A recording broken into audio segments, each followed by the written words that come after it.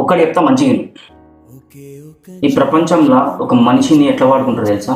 ఒకవేళ నువ్వు pure hearted అయినావు అనుకో, టిష్యూ కన్నా దారుణంగా వాడుకుంటారు. అర్థమవుతుందా? ఉండు, ఎక్కడ మంచిగా ఉండాలో ఎక్కడ ఎట్లుండాలో నేర్చుకో. కానీ ఒక్కడు మాత్రం ఖచ్చితంగా చెప్తానా, ఒంటరిగా బతుకుడు మాత్రం ఖచ్చితంగా నేర్చుకో.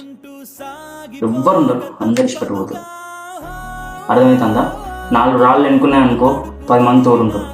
₹1 కూడా నీ దగ్గర లేదనుకో, ఒక్కడు తోడు. కొన్ని టైమ్స్లో ఎవ్వరు సాథ్ ఇయ్యరు.